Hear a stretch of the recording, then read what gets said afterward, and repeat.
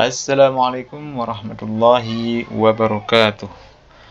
Apa kabar teman-teman? Semoga semuanya dalam keadaan sehat selalu.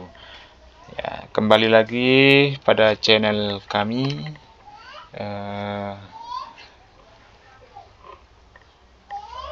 Kali ini kita akan menuju video yang berikutnya, yaitu soal profesional PJOK. Dan semoga dan saya berdoa kepada teman-teman yang mengikuti PPG pada tahun ini diberikan kemudahan dan tentunya kelulusan. Amin. Untuk itu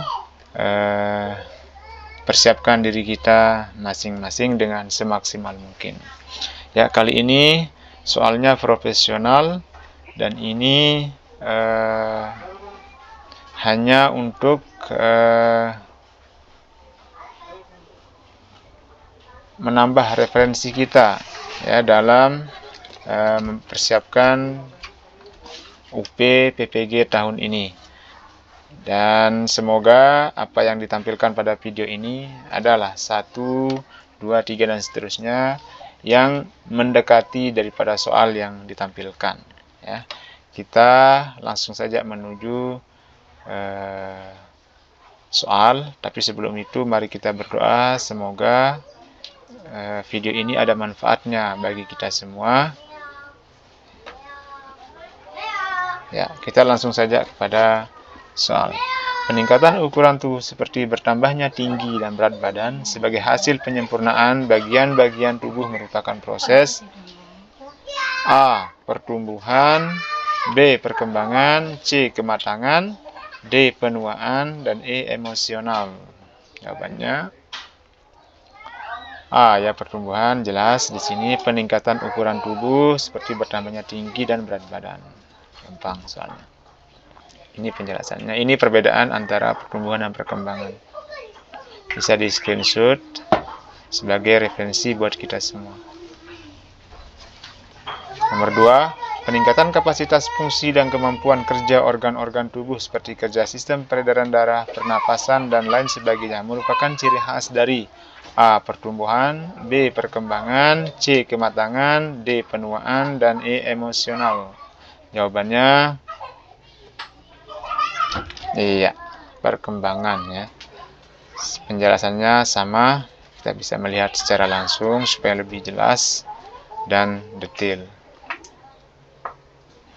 Nomor 3, proses penurunan fungsi kualitas organik dari tubuh manusia yang diakibatkan karena bertambah usia merupakan proses A. Pertumbuhan, B. Perkembangan, C. Kematangan, D. Penuaan, dan E. Emosional. Ya, di sini kata kuncinya adalah penurunan fungsi kualitas organik dari tubuh manusia. Jelas di sini jawabannya adalah D. Penuaan ya.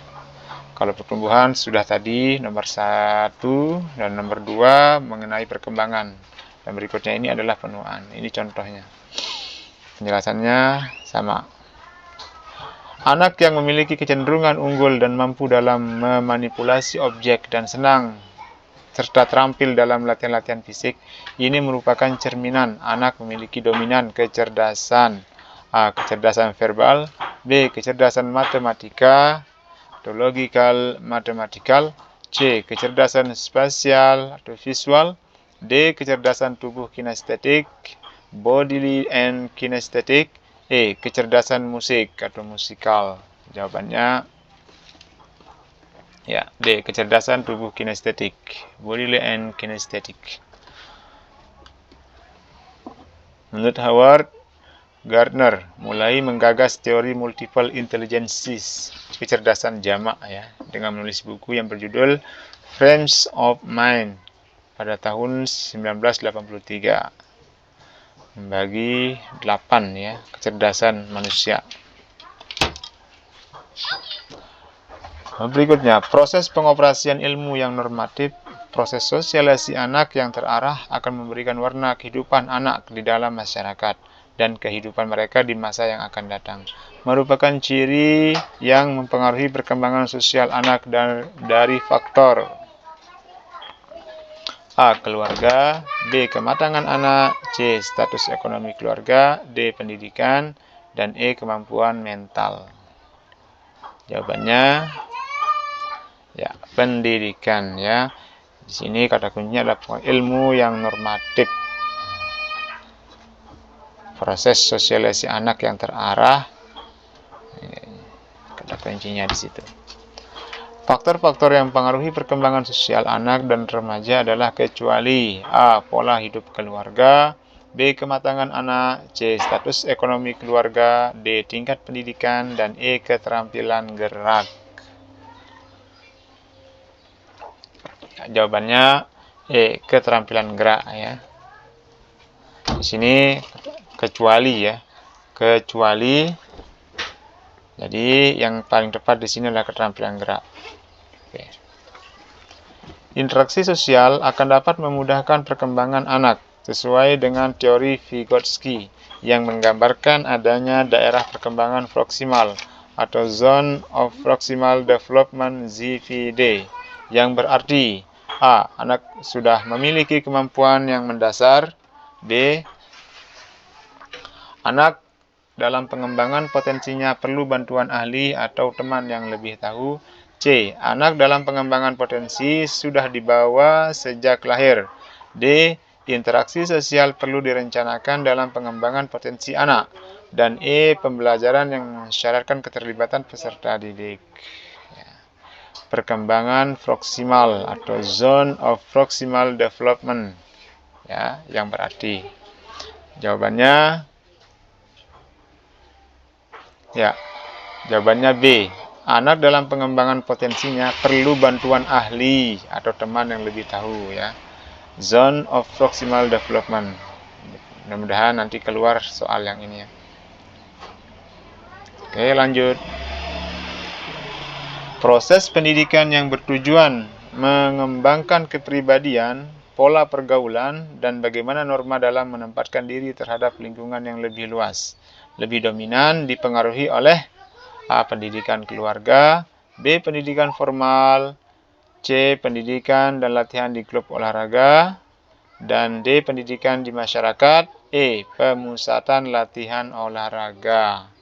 Di sini bertujuan mengembangkan kepribadian, pola pergaulan, dan bagaimana norma dalam menempatkan diri terhadap lingkungan yang lebih luas. Jawabannya adalah A ya, pendidikan keluarga. Jadi keluarga adalah pendidikan pertama dan utama dari setiap orang. Dalam proses pembelajaran, pendidikan jasmani media dapat dipergunakan sebagai A. Penerimaan informasi, B. Encoding, C. Decoding, D. Perantara informasi, E. Sumber informasi. Jawabannya ya, perantara informasi ya. Mudah-mudahan ini pembelajaran pendidikan jasmani. Media berikut ini dapat digunakan untuk mendukung pembelajaran pendidikan jasmani, kesehatan, olahraga. A. Media cetak, B. Media grafis, C. Media audio, D. Motion pictures, dan E. Multimedia. Nah, untuk mendukung pembelajaran pendidikan jasmani, jawabannya ya jelas multimedia ya. Jadi yang A, B, C, D itu bisa diwakili oleh pilihan E, multimedia. Pada kondisi kurangnya fasilitas sarana dan prasarana di sekolah, seorang guru pendidikan jasmani selanjutnya memfasilitasi peserta didik dengan melakukan A. Merancang ulang tujuan pembelajaran, yang B. Memodifikasi rancangan pembelajaran, C. Memodifikasi sarana dan prasarana pembelajaran, dan D. Memodifikasi kurikulum pembelajaran, E. Membangun fasilitas pembelajaran. Kalau merancang ulang jelas salah ya. Jawabannya di sini adalah C. C ya, memodifikasi sarana dan prasarana, karena di sini berhubungan dengan kurangnya fasilitas sarpras ya. Ya. Jadi memodifikasi sarananya. Kalau kurikulum jelas tidak akan mungkin, apalagi membangun fasilitas pembelajaran, karena ini bukan tugas daripada guru. Ya, ini adalah tugas daripada sekolah atau pemerintah untuk menyiapkan fasilitas pembelajaran. Fasilitas berikut ini merupakan peralatan dan perlengkapan dalam sarana kecuali A. Bola basket, B. Raket, C. Bendera, D. Glove, dan E. Lapangan. Ini pertanyaan yang sangat mudah. Saya rasa teman-teman yang jurusan olahraga pasti akan bisa menjawab pertanyaan ini. Jawabannya E. Lapangan ya. Lapangan ini bagian daripada prasarana, sementara pilihan A, B, C, D itu adalah sarana. Oke.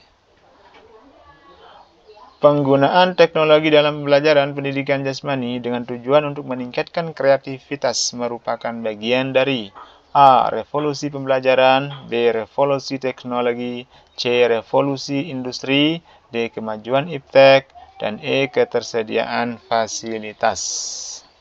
Jawabannya ya, revolusi teknologi ya, untuk kemajuan.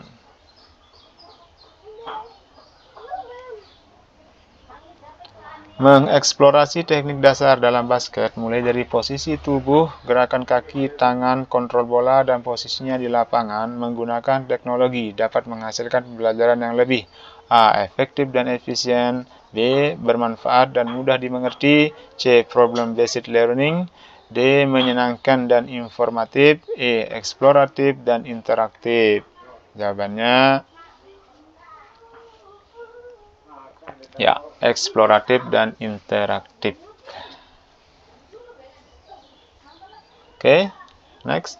Pemanfaatan media informasi dalam pembelajaran pendidikan jasmani di lingkungan peran guru pada aktivitas yang berpusat pada peserta didik dapat menghasilkan pembelajaran A. Informatif, B. Ekspresif, C. Atraktif, D. Eksploratif, dan E. Kolaboratif. Pemanfaatan media informasi. Ya, jawabannya ya, kolaboratif ya. Oke, next. Pendidikan jasmani merupakan bagian integral dari pendidikan secara keseluruhan melalui berbagai kegiatan jasmani yang bertujuan mengembangkan secara organik, neuromuskuler, intelektual, dan emosional. Dengan demikian, seyogianya dalam tujuan pembelajaran penjas, guru PJOK sebaiknya lebih fokus pada A. Orientasi penilaian pada proses pembelajaran, B. Orientasi penilaian pada hasil pembelajaran, C. Orientasi penilaian pada aktivitas gerak, D. Orientasi penilaian pencapaian prestasi olahraga, dan E. Orientasi penilaian pada sikap dan keterampilan. Jawabannya orientasi penilaian pada proses pembelajaran ya. Karena yang menentukan keberhasilan dari setiap proses pembelajaran adalah prosesnya sendiri ya. Proses. Pendidikan jasmani merupakan bagian integral dari pendidikan secara keseluruhan melalui berbagai kegiatan jasmani, sedangkan pendidikan olahraga adalah A. Suatu aktivitas yang bersifat kompetitif, B. Aktivitas pembelajaran jasmani, C. Aktivitas motorik-motorik, D. Pendidikan jasmani, dan E. Pendidikan karakter yang mengutamakan hasil. Jawabannya ya, suatu aktivitas yang bersifat kompetitif. Ya, jadi ini adalah pendidikan olahraga ya, sifatnya kompetitif. Ya. Pendidikan jasmani adalah disiplin yang berorientasi tubuh atau fisik manusia, di samping berorientasi pada disiplin mental dan sosial. Hal ini sesuai dengan orientasi pendidikan jasmani sesuai A. Landasan sosiologis dalam pendidikan jasmani. B. Landasan etimologis dalam pendidikan jasmani. C. Landasan psikologis pendidikan jasmani. Landasan biologis bagi peserta didik. Ini salah ya. Landasan psikologis pendidikan jasmani.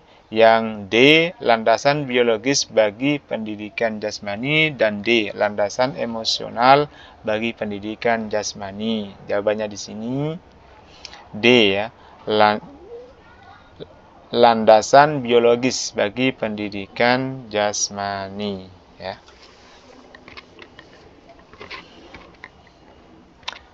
Dalam PJOK kita kenal ada 3 konstruk, yaitu 1 pendidikan jasmani, 2 pendidikan olahraga, dan pendidikan kesehatan. Pernyataan mengenai pendidikan kesehatan ya. Sekali lagi, pernyataan mengenai pendidikan kesehatan di bawah ini yang benar adalah A. Suatu upaya pendidikan untuk mencapai kesehatan lingkungan. B. Pendidikan yang mengutamakan kesehatan. C. Upaya mempelajari bagaimana menciptakan kesehatan diri. D. Suatu upaya atau kegiatan untuk menciptakan perilaku masyarakat di sekolah anak didik yang kondusif untuk kesehatan. Dan E. Pendidikan yang mengutamakan kesehatan fisik dan mental. Saya pikir ini cukup jelas ya. Jelas D ya, supaya suatu upaya ya atau kegiatan untuk menciptakan perilaku masyarakat yang kondusif untuk kesehatan. Ini yang pas. Olimpisme ditetapkan sebagai filosofi dan prinsip dasar. Diskriminasi atau perbedaan terhadap ras, suku, agama, ideologi, dan warna kulit harus dihindarkan dalam setiap gerakan olimpiade. Dengan demikian, sejatinya Olimpis mengandung 3 makna, yaitu living excellence, living respect, dan living friendship. Ungkapan sistem nilai yang mengandung makna antara lain persahabatan, berempati, dan bersimpati kepada orang lain. Kerjasama, saling memberi dan melayani, serta saling mendukung merupakan implementasi dari makna. Implementasi artinya pelaksanaan ya. A. Living excellence. B. Living respect. C. Living friendship. D. Visioner. Dan B. E. Faithful. Jawabannya living friendship ya. Oke. Menurut International Olympic Committee (IOC), ada 7 nilai-nilai olimpiade atau olimpisme sebagai filosofi mengandung arti tidak ada pembedaan dalam hal ras, suku, agama, ideologi, dan warna kulit, serta merupakan usaha untuk menciptakan perdamaian dunia. Komponen standar yang tidak termasuk sasaran pembentukan moral dalam olimpisme adalah A. Kesempurnaan dalam performansi. B. Berpartisipasi dengan kegembiraan dan kesenangan atau joy and pleasure in participation. C. Mengutamakan prestasi dalam kompetisi. D. Rasa hormat terhadap sesama. Dan E. Pengembangan kualitas manusia. Jawabannya mengutamakan prestasi dalam berkompetisi ya.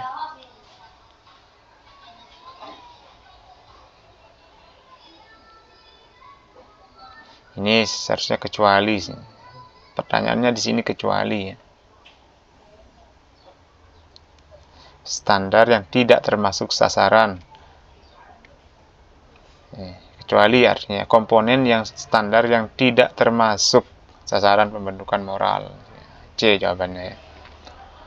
Kegiatan jasmani dilakukan mengandung unsur permainan, perjuangan, atau kompetisi, baik dengan diri sendiri, orang lain, maupun alam, dan dilakukan secara sportif dan fair, merupakan ciri umum dari A. Pendidikan olahraga. B. Pendidikan jasmani. C. Penjas orkes. D. Olahraga kompetitif. Dan E. Pendidikan kesehatan dan rekreasi. Di sini pendidikan jasmani jelas bukan, penjas orkes juga sama, pendidikan kesehatan dan rekreasi juga sama, bukan ya. Ini sini jawabannya antara A dan D. Jawaban di sini yang paling tepat adalah D ya, olahraga kompetitif ya. Subdomain yang mewakili nilai dari kegiatan jasmani pada konteks psikologis sosial yang kondisinya terjadi pengurangan ketegangan yang diperoleh dengan cara menyatakan permusuhan dan agresivitas secara tidak langsung, yaitu penyaluran permusuhan melalui bentuk yang ekuivalen dengan tingkah laku agresif merupakan gambaran nilai aktivitas jasmani, yaitu A. Katarsis, B. Self-esteem, C. Self-ethnic, D. Vertigo, dan E. Estetik. Jawabannya self-etik ya, etik C. Pengalaman ketika melakukan keterampilan aktivitas fisik dalam pembelajaran PJOK akan memberi peluang kepada peserta didik tentang perasaan mampu melakukan, perasaan mampu. Ini makna ekspresif dari perasaan sukses atau mandiri, yang kemudian menghasilkan penilaian diri secara positif. Keadaan ini menggambarkan nilai aktivitas jasmani, yaitu A. Katarsis, B. Self-esteem, C. Self-ethic, D. Vertigo, dan E. Estetik. Jawabannya ya, self-esteem ya. Self-esteem. Perasaan mampu. Siswa yang kesulitan memusatkan perhatian pada stimulus yang relevan secara efisien diistilahkan sebagai A. Distraktabilitas, B. Disabilitas, C. Hiperaktivitas, D. Distrenia, E. Difabilitas. Jawabannya di sini adalah distraktabilitas. Siswa yang kesulitan memusatkan perhatian pada stimulus yang relevan secara efisien. Distraktabilitas. Memiliki tingkah laku terbuka, jujur, bertanggung jawab dalam bekerja merupakan gambaran ciri-ciri pribadi yang sehat secara A. Mental, B. Sosial, C. Afektif, D. Emosi, dan E. Spiritual. Jawabannya di sini adalah mental ya. Tingkah laku terbuka, jujur, bertanggung jawab dalam bekerja sama merupakan gambaran ciri-ciri pribadi yang sehat secara mental. Oke, next. Keadaan yang seimbang antara pikiran dan perasaan, tidak mudah mengeluh, tenang merupakan gambaran ciri-ciri pribadi yang sehat secara A. Mental, B. Sosial, C. Afektif, D. Emosi, dan E. Spiritual. Jawabannya emosi ya. Jadi pikiran dan perasaannya stabil dan tenang ya. Kata kuncinya di sini juga tenang, emosi ya. Oke. Infeksi karena jasad renik seperti bakteri atau virus mengakibatkan timbulnya penyakit yang datangnya tergolong dari faktor A. Internal, B. Eksternal, ini internal ya. Ini A. Internal, B. Eksternal, C. Lingkungan, D. Maternal, dan E. Internal, ini infernal. Jawabannya eksternal ya, dari luar tubuh maksudnya. Sumbernya dari luar tubuh. Narkoba yang mengakibatkan kerja jantung dan otak lebih cepat dari biasanya, sehingga pengguna lebih bertenaga dan cenderung merasa senang dan gembira, merupakan sensasi dampak penggunaan narkoba pada kelompok A. Simulator, B. Stimulan, C. Depresan, D. Adiktif, dan E. Halusinogen. Ya, jawabannya ya, stimulan ya. Stimulan. Ini efek daripada penggunaan narkoba. Ada dampak ini. Penggunaan narkoba cenderung bersifat pasif. Kecanduan, ingin menggunakan narkoba kembali merupakan sensasi dampak penggunaan narkoba pada kelompok A. Simulator, B. Stimulan, C. Depresan, D. Adiktif, dan E. Halusinogen. Jawabannya di sini yang tepat adalah adiktif ya, zat adiktif. Zat adiktif ini artinya zat yang membuat orang bisa kecanduan ya dan ingin menggunakannya secara terus-menerus. Jadi zat adiktif. Oke, lanjut. Mendeteksi dini anak yang melakukan penyalahgunaan narkoba dengan memberi bimbingan sosial melalui kunjungan ke rumah adalah cara untuk menanggulangi penyalahgunaan narkoba yang tergolong kepada A. Pencegahan early, B. Pencegahan tersier, C. Pencegahan sekunder, D. Pencegahan primer, E. Pencegahan presently. Jawabannya ya, pencegahan sekunder ya.